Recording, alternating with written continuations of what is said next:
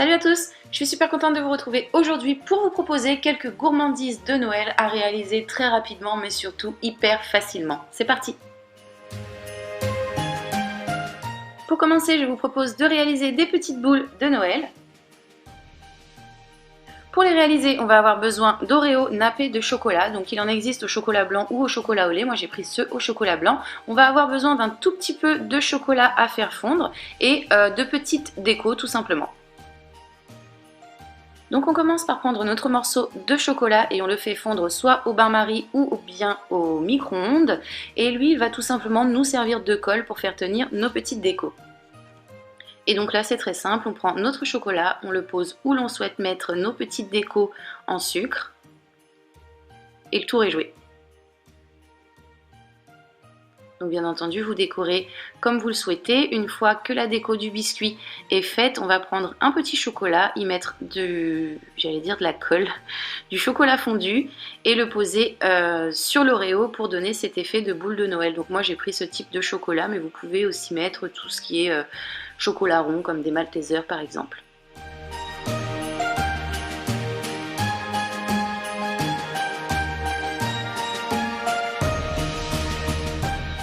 Ensuite, j'ai posé le tout sur le bord d'une assiette, le temps que mon chocolat refroidisse bien et qu'il durcisse du coup, pour que plus rien ne bouge. Et donc voici ce que ça nous donne.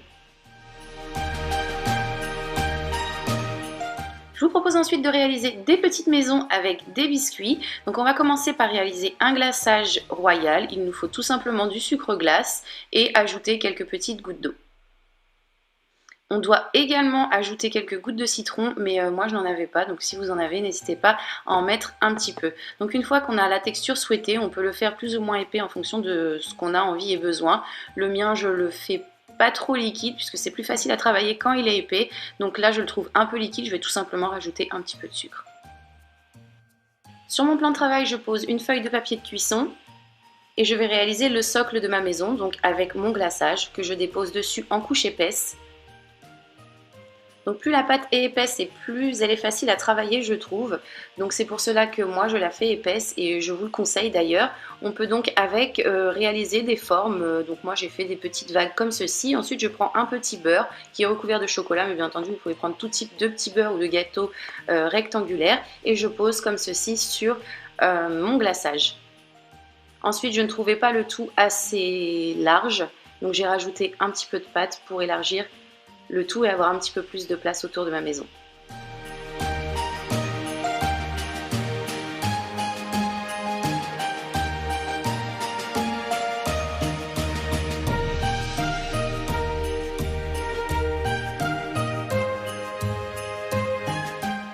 Une fois que c'est fait, je continue toujours avec du glaçage que je mets comme ceci en bande sur chaque côté de mon gâteau. Et ça va me servir à faire tenir ces deux-là que je pose maintenant comme ceci.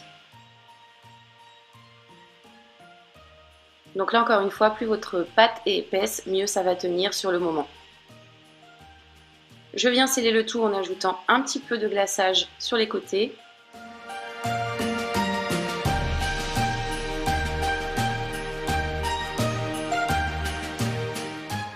Et j'en pose également ici sur le dessus, non seulement pour sceller, mais aussi pour donner un petit effet de neige sur le toit de ma maison. Je vais pouvoir également y poser mes petites décos dessus par la suite. Donc n'hésitez pas à faire quelque chose qui dégouline.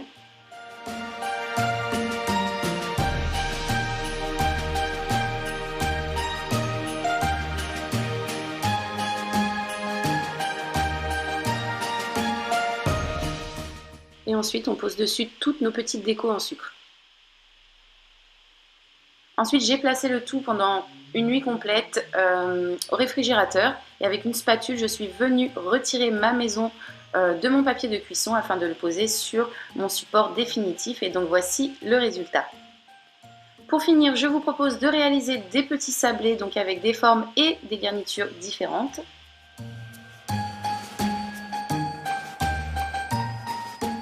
Donc pour commencer, on va réaliser notre pâte sablée. Pour cela, j'ai coupé 150 g de beurre pommade en petits morceaux. J'y ai ajouté 2 œufs,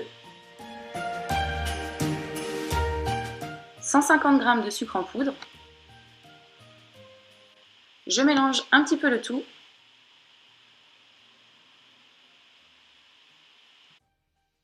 J'ajoute ensuite 300 g de farine. Donc si jamais votre pâte est encore collante lorsque vous allez la mélanger, n'hésitez pas à rajouter un petit peu de farine s'il le faut. Donc une fois tous les ingrédients mis ensemble dans le saladier, je mélange le tout comme je vous l'ai dit pour obtenir une pâte. Cette pâte, on la place au frais pendant 1 heure recouverte d'un torchon et une fois le temps passé, on n'a plus qu'à la sortir et à l'étaler. Et après ça, on va pouvoir faire plein de choses avec. Donc on va commencer par des sablés fourrés, donc soit à la confiture, soit au chocolat. Donc pour cela, on va prendre un emporte-pièce et faire 2 pièces à chaque fois. Comme ceci. Et ensuite, dans une des 2 pièces, on va venir faire un trou au centre, en essayant de faire en sorte que ce trou ait la forme de la pièce d'origine.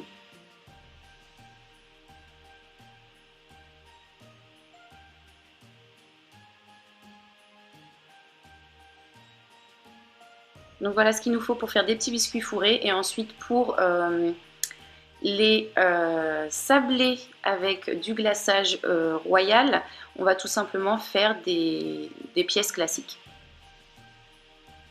On vient ensuite retirer l'excédent de pâte et on envoie le tout au four à 180 degrés. Après au niveau du temps, moi je les aime bien moelleux, je n'aime pas quand ils sont trop durs, donc je les laisse que 5 minutes. Après de votre côté, c'est en fonction de ce que vous avez envie.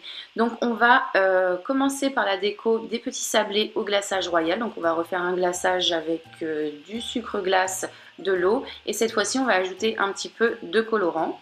Et on décore tout simplement comme bon nous semble à l'aide d'un petit pic en bois.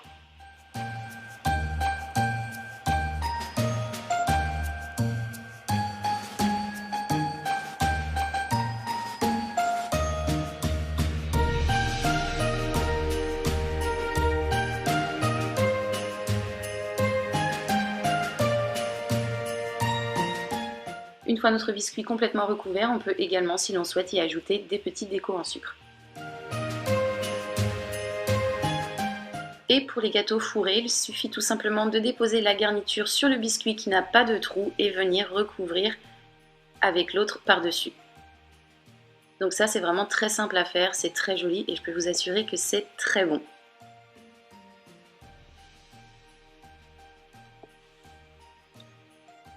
Donc voilà pour ces petites gourmandises de Noël, j'espère qu'elles vous plaisent. Pour info, je les ai trouvées sur Pinterest et sachez que sur